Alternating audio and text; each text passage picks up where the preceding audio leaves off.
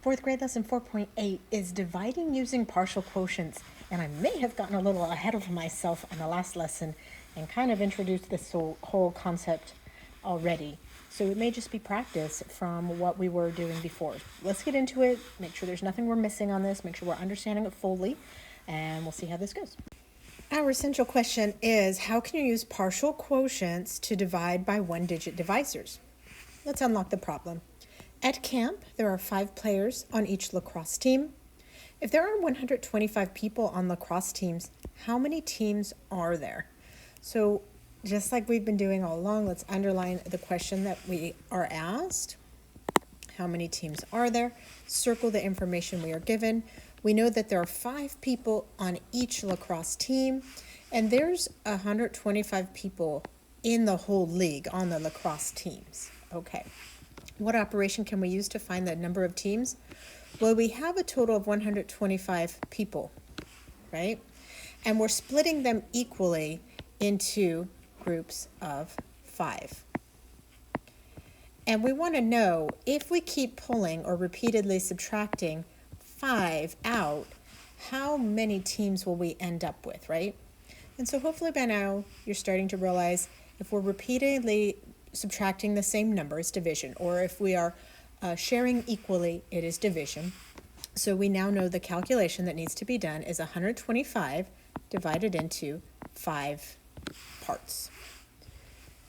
Now they want us to use partial quotients. This is one way you can do it. In the partial quotient method of dividing, multiples of the divisor are subtracted from the dividend, and then the partial quotients are added together. So quick reminder, this is the dividend, and this is the divisor. And we want to use multiples of this divisor so that we don't have to go subtract 5, subtract 5, subtract 5 over and over and over again. Nobody wants to do that. So we're going to take 5 and multiply it by the highest value we've been working on as far as multiplication goes, times 10. Just keep it simple, right? Because the whole goal is to keep it simple. So we'll do 10 times 5, and of course that's 50. We will take the 50 that we made and pull it out of the 125 so we can see what our next number is to work with. So we would end up with 75. Okay, let's go one more time and do 10 times 5 again, because we can take another 50 out of there. So we'll do 10 times 5 again, take that 50 out of there. What's left? 25. Well, 5 times what number gets me 25?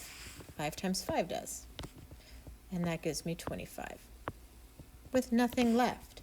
So this number over here was just, okay, we divided in 10, and then we did 10 again, and then we did 5, right? And so all together, how much did we do? 10 plus 10 plus 5 is 25. So 125 divided by 5 equals 25. 10 plus 10 plus 5. So there are 25 lacrosse teams. So it really does kind of fall into the same thing we were doing in the previous lesson. They do show us another way. We'll take a peek at that. Okay, this way is more of a visual one, and they use rectangles to kind of help our brain see it. You can use this until your brain is feeling like, okay, I've got this connection going. Jared and Anna also found the number of teams using partial quotients. They recorded the partial quotients using rectangle models. They each still had 25 as the quotient. So let's look at how Jared and Anna did it. First, Jared did 125 divided by 5. He said, okay, 10 times 5 is 50. That takes that amount out, and I'm going to take that 50 out here. I'll be left with 75, and then I'm going to do 10 again. That's going to give me 50. 10 here times 5 is going to give me 50 again. So I'll take that amount out, and I'm left with 25, and I know that 5 times 5 is 25, and I'm left with none. And so again, 10 plus 10 plus 5, 10 plus 10 plus 5 is going to equal 25. That's how Jared did it. Let's look what Anna did. And Jared's way was kind of the same way that we did it. It's just in a more visual way. Let's look at Anna's. She did 125 divided by 5. She knows that, she seems to know in her math facts that 20 times 5 is 100. And that's something she recognized. So she's like, I'm going to take a big old chunk out of this, right? So she said, I'm going to put 20 here. 20 times 5 is 100. And now I'm only left, 100. And now I'm left with 25. And I know that 5 times 5 is 25. Now I have none left. Let me add these together. 20 plus 5 is 25. And either of those worked, right? It's just what she recognized was a little bit bigger chunk that can come out earlier, and that was easy enough. Our goal, again, is just to do this as quickly as possible. We know 10 times whatever will work, but if you know a 20 times something and you can see, I can pull that out, you have control of these numbers. You are the puppet master of these numbers, and so that's the difference between Jared and Anna. 2 different paths to get there, and yet they got to the same answer. So they knew what they needed to do, they understood what they needed to do, and then they took the path that worked for them. Let's practice some of these. Okay, and when I look at this one, I see 225 divided by 3. And I can do that trick where we do 3 times 10 is 30, take away 30. Then 3 times, and this is going to be like 195.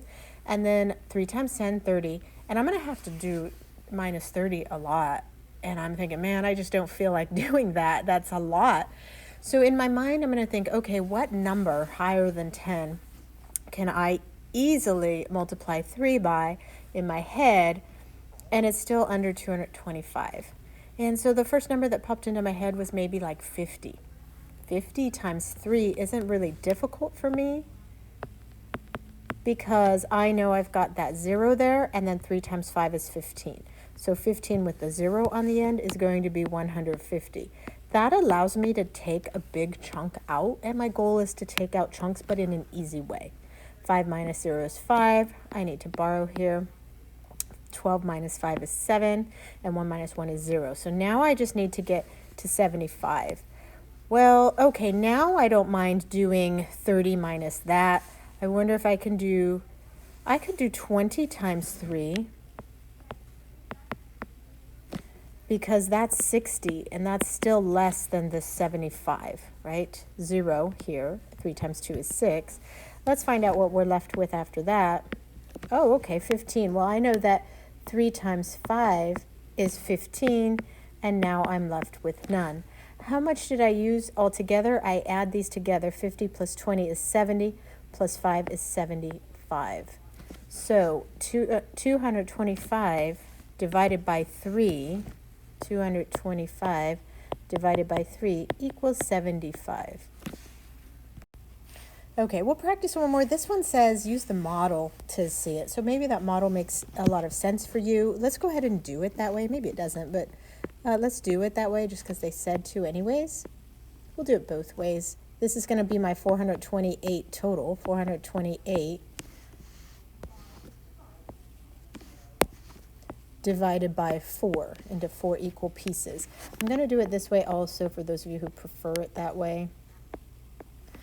All right, right away I'm looking at this 428 and thinking that's 400, right? That's 400. It's more than 400, right? If I did 4 times 100, that takes a giant chunk out. 4 times 100 is 400. That's a giant chunk out of there. That's super fast and helpful. So that's what I'm going to do.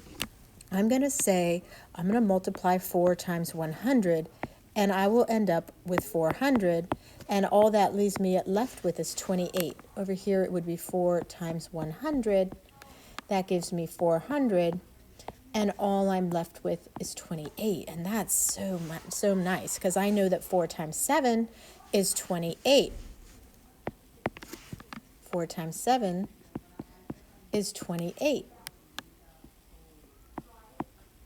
So I'm left with nothing, and I use the 100 and I use the 7. I put those together and I get 107 as the quotient. Same thing here, 100 plus 7 is 107 as the quotient.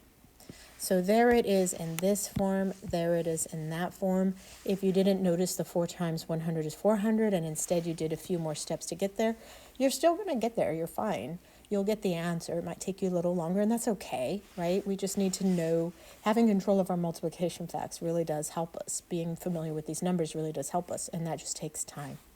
So this is something that will take some practice, and after time, you'll get the hang of it.